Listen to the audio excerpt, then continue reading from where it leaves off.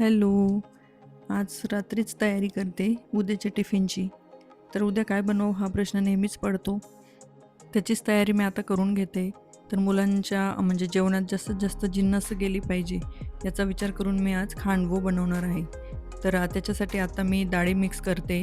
1 वाटी तांदूळ घेतला, 1 वाटी पोहे आणि एक अर्धा-अर्धा कप मी सगळ्या डाळी घेतल्या. तुमच्याकडे तुरीची डाळ सोडून बाकी सगळ्या डाळी तुम्ही घेऊ शकतात.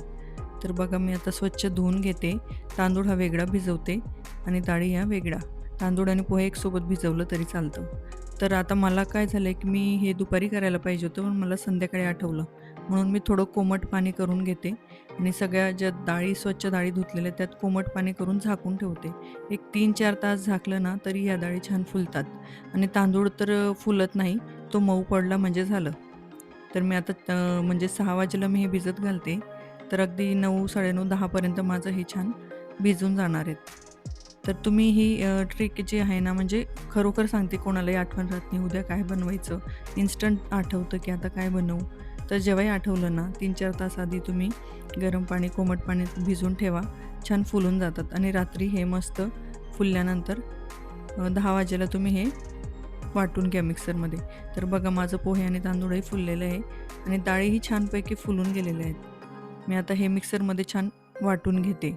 पण रात्रभर हे फर्मेंट झालं पाहिजे. म्हणजे त्याला एक प्लफीनेस येतो. म्हणजे आपण जे म्हणतो ना, की ढोकळा फुलतो किंवा इडली फुलते त्याप्रमाणे हे खांडवो पण आपले फुलले पाहिजे. ही गुजराती डिश आहे, पण खायला टेस्टी देखील आहे आणि सगळ्यात महत्त्वाचं खूप हेल्दी आहे आणि मुलांना रोजची भाजी-पोळी नको असते. म्हणून आपण हे त्यांना दिलं तर खूप म्हणजे खुश होतात. माझी मुलं हे आवडीने खातात. याच्यात सगळ्यात महत्त्वाची गोष्ट म्हणजे जेवढे डाळी-साळी तुम्ही जेवढे जिन्नस देत आहेत, त्यासोबत तुम्ही भाज्या, भरपूर भाज्या घालू शकतात. तर इकडे बघा छान बारीक फाईन वाटून घेतलेलं आहे मिक्सरमध्ये फिरवून आणि आता मी हे फर्मेंटसाठी झाकून ठेवून देते. सकाळपर्यंत हे छान फुलून येणार आहे. तर आता सकाळी मी अंघोळ वगैरे झाल्यानंतर आता बनवायला घेते. तर याचं एक महत्त्वाचं म्हणजे भाज्या तुम्ही मुलांना जे आवडत नाही किंवा जे खात नाही ना, त्या भाज्या तुम्ही त्या किसून मॅश करून घालू शकतात. तर मी आता एक बीटही घेतलंय, गाजर घेतले. गाजर एकच होतं. गाजर ॲक्चुअली जास्त घातलं तरी चालतं आणि लौकी मी ही पूर्ण घालते. म्हणजे मुलं आहे ना त्या निमित्ताने दुधी खातात. गाजर काही मुलं खातात, काही खात नाही आणि महत्त्वाचं म्हणजे भाज्या त्यांना कंटाळा येतो खायला. आता बीट तर कंटाळा करतात म्हणून मग असं घातलं ना, तर त्याला फक्त पिंकिश कलर येतो. पण छान भाज्या म्हणजे त्यात वाटतही नाही की तुम्ही भाज्या खाताय. तर बघा मी आता भाज्या वाटून घेतल्या आहेत आणि आता त्याच्यात मी घालून मिक्स करते. मुलांच्या म्हणजे हेल्दी खाण्यासाठी आपल्याला काय-काय जुगाड करावे लागतात.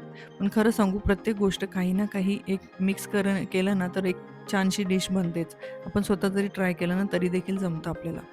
तर आता इकडे मी थोडं मिक्स वाटण करते. त्याच्यात म्हणजे हिरवी मिरची, कढीपत्ता जे खाल्ला जात नाही किंवा भाजीत टाकलेला काढून खातो त्याच्यापेक्षा मिक्स करायचा. कोथिंबीर असेल तर कोथिंबीर घाला, कढीपत्ता आणि हिरवी मिरची मी इकडे वाटून घेतली जिरं वगैरे टाकून.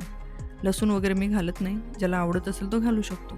त्यात नमक वगैरे टाकून मी आता मिक्स केलं आणि इकडे तवा घेतलेला आहे. तर तव्यावर मी आता छान तेल गरम करून त्यात मी मोहरी घातलेली आहे.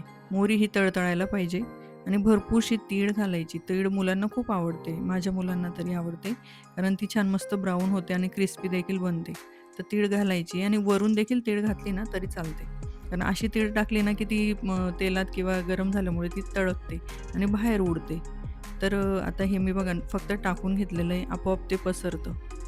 तर थोडं 2 मिनिटं त्याला झाकून ठेवून वाफवून घ्यायचं आहे. हे बघा छान वाफलंय. किती छान कलर देखील आलेला आहे. तर असे तुम्ही सर्व बनवून घ्यायचे. आता मी या चटणी देखील मुलांना सोबत देणार आहे खायला. तर मग आता चटणीची तयारी करून घेते. चटणीत मी खोबरं, हिरवी मिरची, कढीपत्ता, कोथिंबीर आणि शेंगदाणे. तर हे सगळं टाकून मी मिक्स करून दळून घेते. ही चटणी आपली कॉमन असते.